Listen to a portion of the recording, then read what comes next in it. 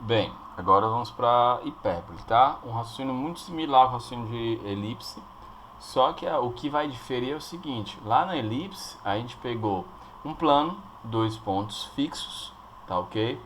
E aí fizemos o seguinte: tem um plano, tem dois pontos fixos, eu pego um ponto que não seja esses dois pontos, claro, né?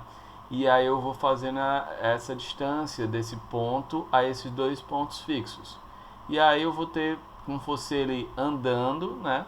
E exatamente esses ponto aos pontos fixos vai formar aqui um elipse, né? É a soma das distâncias. No caso agora aqui vai ser a diferença em módulo, né? E vai ser igual a uma constante.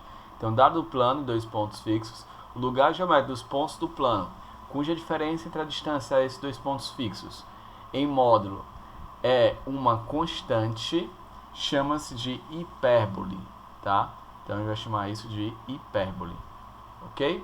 E aí, raciocínio muito parecido, né? Se eu pego F1 e F2 para esses dois pontos fixos, P é um ponto qualquer, vai ser isso, igual a uma constante. No caso mais constante aqui, né? De igual a 2A. E a distância focal vai ser também 2C, onde esse 2A vai ser menor do que 2C, né? O desenho disso fica assim. Então, você pega esses dois pontos fixos, foco 1, foco 2, e aí você vai pegar exatamente esse conjunto de pontos. Daqui para cá e daqui para cá mantém-se as mesmas distâncias, né, em módulo. E aí então em módulo então vou ter duas ramificações, uma para o lado positivo, outra para o lado negativo da coisa. E aí eu vou ter exatamente essa configuração de desenho que a gente chama de hipérbole, tá? Onde você tem aqui os eixos, mas no caso é um eixo real e um eixo imaginário, ao invés de ser um eixo maior e menor. Esse eixo real aqui, nele eu comporto exatamente o centro, os vértices e os focos, tá? E aí eu tenho o eixo imaginário também, tá? Esse eixo imaginário é similar ao que a gente fez anteriormente, e essa aqui não vai passar a figura nele, chama-se eixo aqui imaginário, tá? E a distância dele vai ser 2b, a distância desse A, como a gente está feito anteriormente, sempre vai ser 2A, dos focos vai ser 2C, e você vê que o 2C é maior do que o 2A, tá? E a gente fez lá anteriormente as relações, mas a relação no caso aqui já não é mais o A ao quadrado, vai ser o C ao quadrado igual B ao quadrado mais A ao quadrado. E essa figura chama de hipérbole. Focos F1, F2, chance focal 2C, centro vai ser esse C, que é o ponto médio F1, F2, vértice A1, A2, tá? Eixo real A1, A2 de comprimento 2A, certo? Então, eixo real é o eixo A1, A2. Aqui tem uma vírgula, aqui não tem uma vírgula, tá bom? Eixo imaginário B1, B2 de comprimento 2B. E eu tenho essa relação aqui, tá ok? Então, assíntotas. Então, o que seria uma assíntota? Antes de eu explicar a definição, vamos tentar aqui o raciocínio dela. Você imagina que você tem uma hipérbole e nela tem um centro. E com esse mesmo centro, você vai traçar aqui uma circunferência. Mas só que essa circunferência aqui é o seguinte: o raio dela vai ser exatamente esse C. O raio dela vai ser C, também essa distância focal aqui, tá? Então, ao desenhar isso aqui, essas diagonais desse quadrilátero formado aqui vão ser exatamente as assíntotas da hipérbole. Não tocam nela, mas chegam cada vez mais próxima dela. Então vamos definir isso. Dado a hipérbole de centro C, tomei a circunferência de centro C, de raio C, conforme eu tinha falado anteriormente, agora nesse momento na verdade, onde traçamos pelos vértices A1 e A2 perpendiculares, né? Tracei aqui A1 e A2 perpendiculares, ao diâmetro F1 e F2, e a interseção temos P, Q, M, N, né? Então fiz uma circunferência, as perpendiculares, né? E aí eu tenho aqui esse quadrilátero, né? De um retângulo. As suas diagonais PM e NQ são chamadas de assíntotas, tá bom? Quanto mais afastar os focos, mais assíntotas se aproximam, ou seja, você imagina que quanto mais eu esticar isso aqui, mais eu esticar, esse retângulo vai ficar com essa dimensão menor ainda, essa aqui maior ainda, e essa assíntota aqui vai encostar cada vez mais próximo, né, desse ramo aqui da hipérbole, né? Θ chama-se a abertura da hipérbole, esse θ exatamente essa distância entre esses dois assíntotas. é a minha excentricidade, que é o C sobre A, que a gente fez já anteriormente algumas vezes isso, né? Quando A é igual a B, então quando esse A é igual a B, chama-se hipérbole equilátera, onde exatamente essa abertura é de 90 graus, né? Ok? Equação da hipérbole com centro na origem. Então a ideia é feita igual a 10 anteriormente. Eu vou pegar a definição aqui de hipérbole, tá? E aplicar aqui as definições de distância e tudo mais, tá bom? Então, no caso aqui, o eixo real, como a gente está fazendo sempre, a gente separa duas situações, com centro dentro e fora da origem, tá? No caso da parábola é vértice na origem e fora dela. Lembrando, toda vez que a gente vai fazer fora dela, isso nas aulas passadas de parábola e elipse, sempre está fazendo translação, e aqui não muda, né? O que vai mudar exatamente é a equação por conta de que apareceu uma subtração e módulo, né? Então, faço aqui esse desenho, né? Centro 0, 0, aqui os meus focos, né? Chance focal C, ok? A distância aqui dos vértices é A, tá bom? E aí eu faço definição, e aí eu escrevo assim, tá bom? Igual a 2A, tá ok?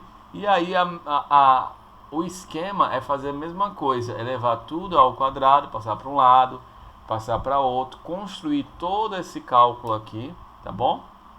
E aí, ao fim, eu chego nessa expressão, onde eu faço como eu fiz com elipse, divido por A2, B2, tá? Ao dividir, eu chego nessa expressão aqui, onde essa expressão é a equação reduzida da hipérbole, onde o seu eixo real está sobre o eixo do x, está na horizontal. Se eu faço algo similar, né, análogo, mas só que o eixo está sobre o eixo y, a diferença vai ser a seguinte, né? Aqui é um pouco diferente, tá? Note que aqui o meu A ele vai ser para o y, tá? Esse sinal de menos é importante, ele vai estar aqui, ó, tá? Então, o que não mexe, nem o A nem o B, o que mexe é a parte de cima. Se o eixo estiver no eixo x, x aqui, se estiver no eixo y, o y é aqui na frente, tá? Então, se estiver fora, como eu falei anteriormente, vou usar a translação, onde tem essa comparação, dado um plano x, y e um plano x' e y', feito duas aulas atrás, na aula de parábolas, tá? E aí eu vou fazer a substituição, dado uma parábola do primeiro caso, boto no lugar do x' x menos h, y' y menos k, né? E aqui mesma coisa, idem, tá? Exemplo. Determinar a equação da hipérbole de vértices A1 a 2, sabendo que o foco é um dos seus focos, tá? Sabendo que F é um dos seus focos, são dois focos. Ok. A1 a 2, né? Eu estou vendo aqui que eles têm esse menos 2, né? Fixo. Isso é o Y fixo, né? Então, é um Y fixo, vai estar nesse eixo aqui. Esse eixo aqui, onde ele vai carregar exatamente o centro e carregar os focos, carregar os vértices, tá? Coloco os dois vértices aqui. Sei que a distância entre os vértices é medida por 2A, tá? E aqui o centro é bem na metade, então isso aqui é 1 e 5, 6, dá 3. Então é 3 menos 2 o centro, né? Continua preservando aqui o Y, é o mesmo. Os focos também preservam o Y, tá? E daqui para cá e daqui para cá, essa distância C, tá? Então a distância C nossa aqui, no caso, eu dou um dos focos, C, 6. Então daqui para cá, ó, eu tenho o meu foco aqui 6 menos 2, tá bom? Então eu vou ter aqui exatamente C igual a 3, então x do centro, já tinha feito o centro aqui, né? Realmente a metade desses dois aqui, tá bom? Então aqui eu tenho 3, aqui eu tenho 6, tá? Eu fiz esse cálculo aqui, mas poderia fazer apenas fazendo ponto médio. 3 até 6 é 3, então o meu C é 3, ok? O meu A, aqui é 1, aqui é 5, né? Então, poxa, mexeu 4, meu A é metade disso, 2. E aí eu, no caso aqui,